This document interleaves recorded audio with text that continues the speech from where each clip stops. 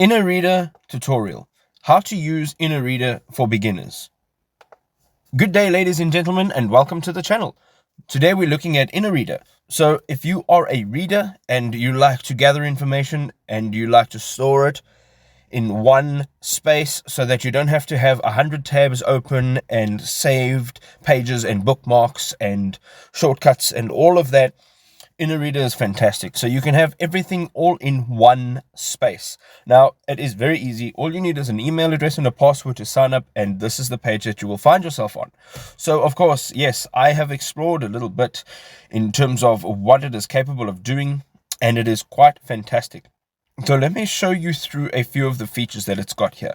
First of all, on the right-hand side, you have the dashboard layout, which you can change. Here is a button that says create custom dashboard, which allows you to create what you're seeing here in a completely different layout and view altogether. Then you will have your notifications. So if you're having any notifications coming through, that's where you will be able to see it. And then all of your details for your account. So you can change the color of your theme. You can sign out, invite friends, you can contact their support. There are a few mobile apps that you can connect, and you can check your plans and your preferences right over there. Now, coming over to the left-hand side, these three lines over here, you can tap that and it'll open up this toolbar. At the top of the toolbar, you will have your dashboard, which is where we are currently. Then we have a read later list, a library, and teams. And as you go through this, it offers you a way of managing the content that you are subscribed to and the content that actually shows up on your feed or on your dashboard. So right here, let's say we want to search for something like Canon cameras, and we're going to just in the search bar, type it in and tap it. So what it's going to do is right here, it says articles. So these are the articles that are in my feed, right? So it's right over there. You'll see this is your feed and these are my articles right over here.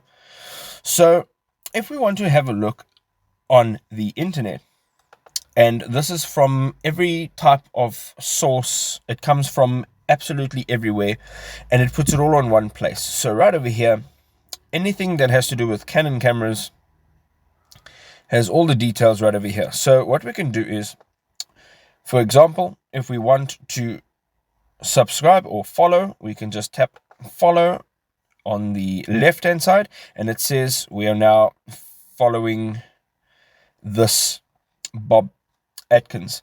So on the left hand side, you'll find that it has come up over there, and we can just tap that and you'll see that the details are over here. It says there are no unread articles, and here they all are. So each article in this post has a cover image, and you can see that down here. So once you have subscribed or followed a feed or a user, you can then play around with the feed properties.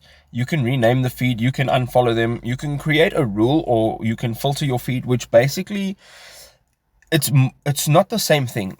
Creating a rule allows you to monitor when new articles have been submitted. So for example, if you are following somebody and they make a new post, then your action could be something as follows. So when there's a new article in the feed from this person, we can add a condition. Then we can say if the author or the URL or whatever it is contains doesn't contain, or it is or it isn't, and then we can fill in what we want to do there. So perhaps let's say if the author has added an article that isn't about a particular brand, we can actually just say that we don't want it to be added to our feed. And there you go. That's how you use that piece of software right over there. Then as you go down on the left hand side, you can see all your feeds here, and you can actually change the preferences in your feed. So right over here, on each one of these feeds, you can see how many updates there are, if they're active or inactive, and you can toggle that on or off. And then you can also, in actual fact, you can edit the title, and here you can create a rule. You can filter the feed, or you can just delete or unfollow the feed altogether. So again, you can create a folder so that you can organize your feeds better. So if you have different subjects or different things that you're reading about, you can figure it out here. You can put them into different folders. You can also have different articles or different feeds in different folders, and then you can also separate them with different tags. And then you have your system folders. So that's all your folders, your read laters, your channels, your liked articles, and your saved pages. And that is all in one place. So once you've got everything basically organized here, there's a bunch of things that you can do. You can monitor keywords. So if you want certain keywords to come up in your feed and then stay in the top of your feed as more relevant or most relevant, then you can go to your search right over here and you can just add in those keywords, and it will come up on your feed. So let's say Canon right over there, and this will basically come up in your feed when you are searching for new articles.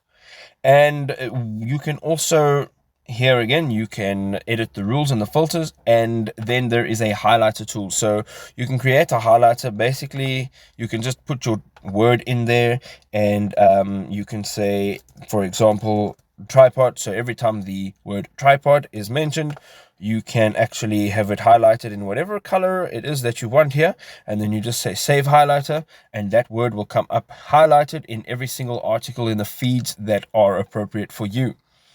Then there are some apps on the left hand side over here. You can either have it as a browser extension on Firefox, on Microsoft Edge, or on Google Chrome, and then you can bookmark it, or you can save it to your Inoreader.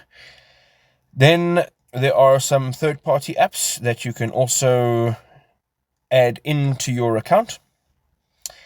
And depending on how often you're going to be using and how much you're going to be using this piece of software, Inoreader, your plan with all the different details there, you can choose that right over there on the left-hand side. And then you have your account preferences. So right here, you have your profile, all your personal info, your social features, and how it actually gets fed to your page, your content, your feeds, your folders, your tags. You can actually manage all of that right over there. And then your integration services, saving your logging details, sharing your articles or your feeds. And then you have collaboration feature, which you can find also on the toolbar on the left hand side. If you have a group of people that you're collaborating with, if you're doing research with, that'll all be in this collaboration tab over here. You can change all of the details in there.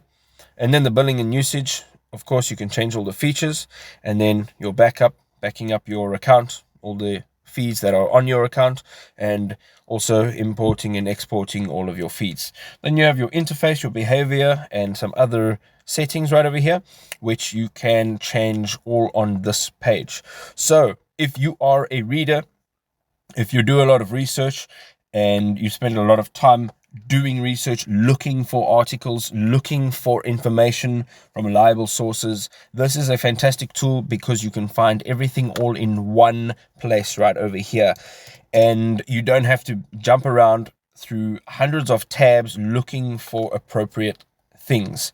So right over here, you can see we're going to just jump back into feeds, and here is everything in relation to this keyword. You can even change the languages.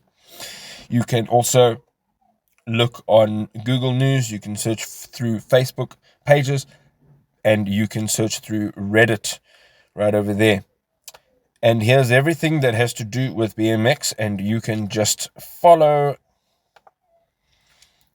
and you can continue to have that feed added right over there.